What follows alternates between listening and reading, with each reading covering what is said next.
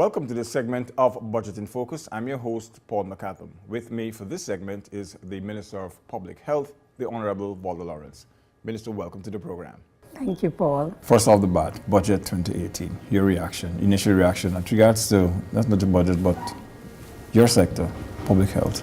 Well, I am very pleased with the allocation for the Ministry of Public Health. Given our performance in 2017, I believe that the allocation which has been given with a large increase from 2017 is manageable. I believe that the Minister of Finance and his staff has shown confidence in the staff at the Ministry of Public Health that we have the ability and the competence to expend those funds for our programs. Okay, now 2017, we're close to the end of the year, but how would you rate the performance of the ministry overall in terms of what was there and what you plan to do? Well, it would be very hard for me to rate the ministry's performance because this is my first year in the ministry. So I'm not rating it against any former performance that I would have been a part of. I came into the ministry with a new management style, with my experience, and I have worked with the staff of the ministry and the minister within in a new approach to how things was being done at the ministry. We focused in different areas, and so I would want to say this, as I have said everywhere that I have gone, that I have found a pool of competent, bright, young Guyanese in the Ministry of Public Health, of whom I'm very proud to work with. And I know if I continue to push them, that we are going to see tremendous positives coming out of the Ministry of Public Health. I believe they themselves have already begun to see that if they make a few changes here and there in their approach to the execution of their tasks, that they can do way beyond that they have believe that they can do. And so I believe that based on that, it's a good platform to work on. Something I've noticed, I see you going for a more people-friendly approach in how they address patients and those who are using the services. How is that coming? That's coming fine. We have a lot of work to do. We believe that more and more we expose our staff to see what pertains in other institutions, especially in developed countries.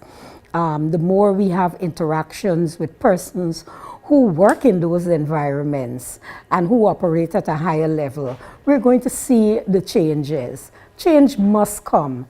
I believe that Guyanese, irrespective of which sector you're working, that they want to see Guyana better than some of the developed countries that we go to. They want to see this paradise really emanate in their lifetime. And so I believe that the staff within the health sector, that they can do it. It will take a lot of time, it will take a lot of patience. And so I ask all Guyanese, even as you come to the health facilities for service, I want you to bring that same attitude too. Because these are human beings, these are young people, these are persons who are working under a lot of stress and who are working in some conditions that some people would not come and work here under. And yeah, so as we build, let us all work together. Everything will not be perfect. You may have to wait a little while before you see the doctor, but just remember that the doctor cares about you. And when you're sitting in his or her chair, you would like them to take their time with you too. Now, training. I know this has been a big issue in terms of getting persons overseas and local additional training. How's that? Yes, and actually I want to say this to you, Paul. Very early in my sojourn to the Ministry of Public Health, what I noticed was we were just accepting what persons said, oh, I'm going to give you this, I'm going to make that available to you, and we were just accepting. And so we put a stop to that. What we did, we had an evaluation of the gaps within the public health system. And we were able to present that at the Renaissance which the University of Guyana had. based on that evaluation, we have been approaching our partners from that position. These are the things we need. How can you help us? And I must say that we have seen positive results from our partners. It's like if they were waiting for us to have this type of approach. Previously, we had a more ad hoc approach. If once it was offered, we just take it. And I just think the style was different. I think nobody probably never really sat and analyzed that, you know, it's not what somebody come and say they have, whether it is what we need. You know, is it going to help us? And how much is it going to help us? Is it a critical area or is it not a critical area? And so the thing is, we would like to focus on those critical areas. And I want to give you a case in point. We have a MOU with the People's Republic of China. On my assumption of office, I met with the ambassador and the economic secretary, and they indicated that that MOU was coming to an end. At our management meeting, which we have every week, myself, the minister within, the CMO, the deputy CMO, the permanent secretary, the director of regional health services, we meet and we discuss things. It's not a minister's story, it's a management. Yes, and it is expected that they will then reach with their directors and supervisors within the programs that they oversee, and that they will pass information down, and then we'll have it as a step-by-step process so that it redounds to the staff right down to the bottom. The cleaner must know what we're doing. The guards must know what we're doing. The drivers must know what we're doing and what are our objectives. And so it was at that meeting that we looked at the MOU which existed, and we decided that we wanted to focus more on having their technical skills come in terms of the Zika, in terms of chikungunya, and other diseases. When that was sent to the Ministry of Foreign Affairs, I must indicate it to you, with their support, the embassy here in Georgetown, the ambassador, they accepted our proposal, and within 2 weeks, we had a team in Guyana. Not only did we have a team in Guyana, but that team came and worked with the staff of the National Reference Laboratory and brought $14,000 in equipment, which they left here. And that is the type of plan and going forward that we are looking for to work with. We are looking forward to work with many other international agencies and governments so that we don't have to reinvent the wheel. Because health is, in the science of health, while we speak here, next 2 minutes something is changed. There's some breakthrough in something. So we want to build on what we have, and we believe that persons with the experience and the wide knowledge can help us to get there and get there quickly. how would you rate the training from those who we send overseas and now coming back to Guyana? The persons who went to Cuba and China, for example, for scholarships, medical scholarships. You know, should I answer that question? It's a tricky question. It would be at a very disadvantage because those persons have not worked with me. As I said, I'm just there a couple of months. But I believe that most of those persons want to take the healthcare in Guyana to another level. Sometimes they're young, they're ambitious, they want to do it like tomorrow, but the systems and the procedures does not permit it, right? You have to go through certain procedures you have to take into consideration and so on. But this is what I want to say to you. I mentioned in my budget presentation that for the very first time, that we have had a staff meeting, a general staff meeting for the staff of the Ministry of Public Health at the National Culture Center, which came across very, very well with the staff. They were very appreciative. The feedback was very, very good. It wasn't a meeting to condemn them and so on, because I don't believe as minister, I have to tell you that you're inappropriately dressed or you came to work late this morning. That's not my role. That's your supervisor's role. Exactly, I'm looking at the bigger things. And so we were able to speak with the staff, indicate to them what we have done in terms of their development, where we are going, and also said to them that as of the 1st of January, there will be a box at the PS office. This box is not only for them to indicate their issues, which we want to hear, but we also want to get recommendations on how we can take the ministry's service to another level. We want the staff to be involved. We want a staff to come in today and see we are implementing something that they suggested. Because they're the frontline workers. They interact with the public, and so they know the needs, they know where the gaps are and so on, and we have to listen to them. And so that would be one of the strategies that we will be using going forward. And I trust that all of the staff of the Ministry of Public Health, irrespective of where you are, whether you're in the city, on the coastland, or in the hinterland, that you understand that your future in this ministry is bright, because you will have an opportunity. Paul, if I may, I must say to you, the other thing I looked at was how do we select persons to go on workshops and training and all of these things. There has been several complaints that, it's a friend thing, it's not transparent and all of that. And so I indicated to the directors that the health service has to have one standard.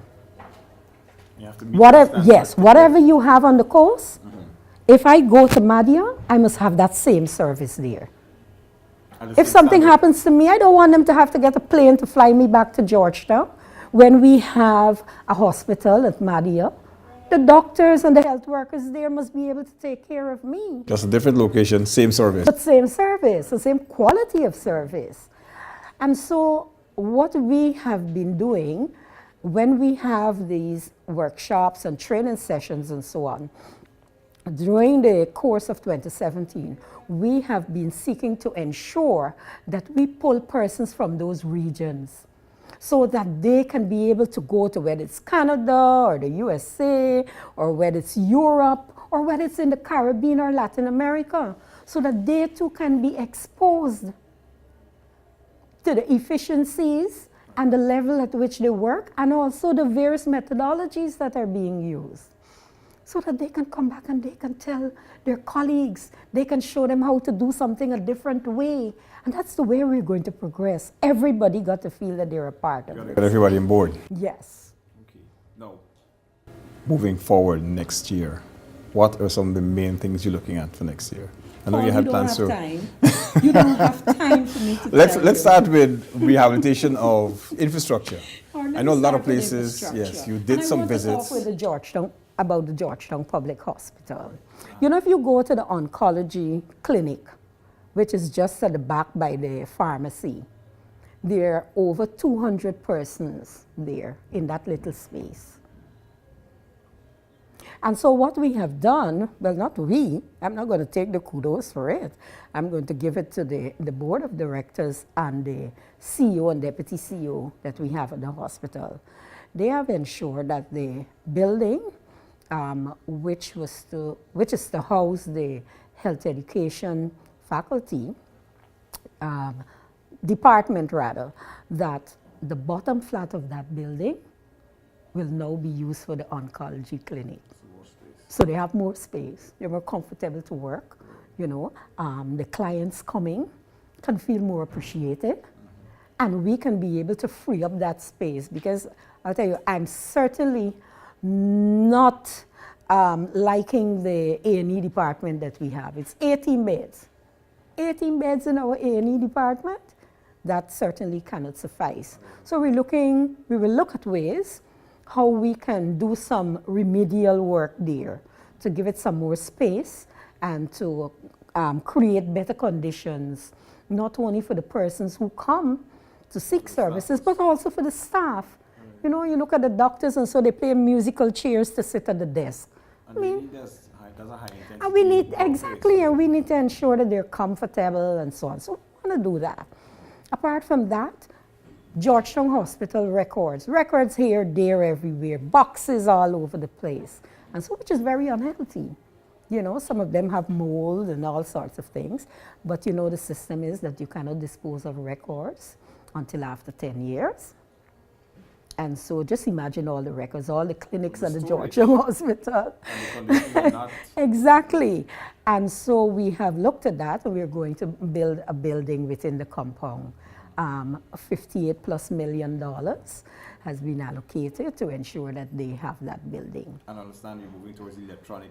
And we move, even right now, the current information is stored on a database. But we have to go back to scan all those information that they have in those boxes all around into the database. So it's a work in progress. It's a work in progress, Right. but we'll get there. It's the vision and the objective. The other thing I want to talk about is the fact that a mammogram machine will be in place in 2018. Big step. All this talk about cancer, cancer here, cancer there, cancer everywhere. And we did not have a mammogram machine. So for women who must go to private institutions, and I don't have anything against private institutions, those who cannot afford it have the opportunity to come now and be screened and have early detection if there are issues. Which is the main thing in the fight against Oh. especially breast cancer. And you know, the thing I think many people do not see how this redound to the social determinants in our society. You know, you lose the mother, and then everything. Into disruption. Exactly. And especially when they are ill, and you have to find money that you don't have. Or somebody else may not have either. That's what right. happens then? That's right. So I'm very happy that we were able to acquire that machine, and we will be acquiring a second one in 2018. So I want to hug Minister Jordan and his staff and give them a lot of kisses for all those women out there. At the Ministry of Public Health, in terms of capital works, we are presently on board with our new building for the ministry finally. As you know, we're renting several places in Georgetown. Yes, I noticed buildings, a few All scattered over the around place, Georgia. yes. And so, you know, that takes away from the efficiency of how you run any entity.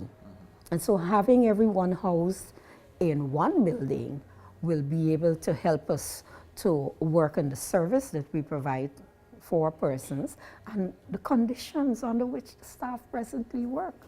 You're not happy. Oh, certainly not. You know, Paul, I have a disadvantage in that I have never worked in a government institution in my life. So this is all new to you. So this is all new to me. But you have a different mindset. And so I come with a different mindset. Right. And I want to raise it to those levels of those institutions that I worked in. Which is a You good know? thing. Yes, I want to see that for not only for the staff, but for Guyana. When persons walked in, I don't want people to walk out back and talking about, oh, the place is not conducive for service and all of that. I want people to come here and say, yes, Guyana is finally getting it right. I want that. I love my country too much, you know. Port Kaituma, Hinterland hospitals. the Port Kaituma Hospital Complex, which houses a mortuary, which will finally be completed before the end of this year. All that needs to be done is the installation of the refrigerator, which is presently in the country. The contractor did have some problems with sourcing the type of refrigerator that we wanted to ensure that is in there. The TB department is already completed. The administrative building has been completed according to the specifications, but we are making some changes. And also the hospital, we want to add a few more services to that building. So that is going to be done in the new year. And we're going to work on having the doctors and nurses' quarters completed in 2017. The generator is already in place. All the wires have been run already. Minister Patterson is presently working on his side in terms of carrying the roads to the hospital. And the director of Guyana Water Inc. is working on ensuring that we have a well that can provide water there and so on. So we had to stop that project because of issues. And so in 2018, we will be fully on board so that we can focus on that. Everybody come together to make it, Food make and it happen. drug. Right. Food and Drug Department, finally they're Finally having getting a their building. laboratory and administrative building.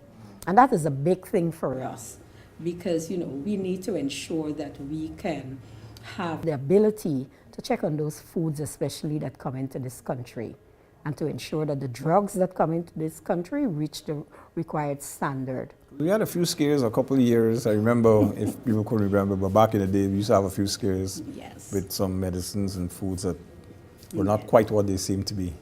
That's right. So that is going to happen. We're going to see some work on the C.C. Nicholson Hospital. We also, in collaboration with the Ministry of Finance this year, we signed a contract with the Exim Bank through the Indian government, making available funds.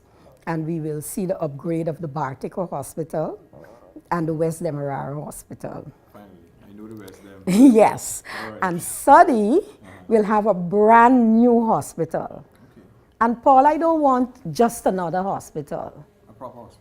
Yes, I want a hospital that is equipped and that is modern. I don't want just the same four walls and we put some partitions. No, no, no, no, no. If we're doing anything under my watch, it has to be done with class. And that is what we want to have. And so we're hoping that as those projects get started in this year, that we will be able to take the level of service to a higher level. All right, so 2018, better service, better things for the ministry. Better service, we will be more focused on the areas of deficiencies and inefficiencies. We will be working on our human resources, building capacity, very important to a service industry, very important. And so we will be focusing on that. Drugs. Supplies. Drugs and supplies. Big things are happening there. After several years, we have a director of our main bond who has the experience to be able to carry out the task there. During this year, we also recognize that something is wrong because money is not the issue, Paul. So why these drugs are not meeting to Isano? Why they're not reaching to Arawak? I understand it's the last mile. Exactly. So we spoke with USAID, and I must mention and say thanks to them for considering extending their stay. Their stay was going to come to an end, but now they're going to be here for another 2 years. Kudos to that. I'm quite certain it's because of the progress that they've seen. So they did bring a consultant in the country, and he went tricking all over. And he has provided us with his report, which is excellent insight. And you know, it's not things that we don't know about, but it's things that we take for granted. It's too small. And let me give you an example. We send drugs and medical supplies from here to the far-flung regions. They go to the hub. The hub in Region 1 is Mabaruma Hospital. It goes to Mabaruma Hospital. But it has to move from there to our border locations. It has to move down the creeks, up the rivers, to the health huts and health clinics. But you know what? Nothing is in place for that. We don't have a boatman employed to say, okay, on the 30th of every other month, you come and you take down the packages to X, Y, and Z center. We don't have transportation like ATVs or persons with 4x4. So we don't have anybody employed to do that, you know. You know, we don't have persons who will throw those things in a warishi on the back and trek with it in those places that you can't ride or drive or go by boat. We don't have that in place. And this report highlighted those things.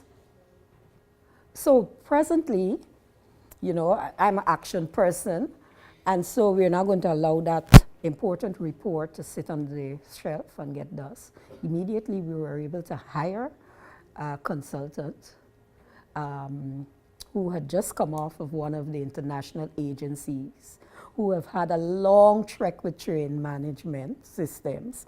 And so he's there now and he's working on a strategy and an action plan so that we can be able to action that gap within the ministry and ensure that we can get the service, get the product to the end user. That's a different management style for you, as you said. It is, and I'm enjoying every moment of it. You are watching Budget in Focus. I'm your host, Paul McAdam, for this segment. With me was the Minister of Public Health, the Honorable Volda Lawrence. Thank you for spending the time with us. You're most welcome. Enjoy the rest of your debates. Thank you.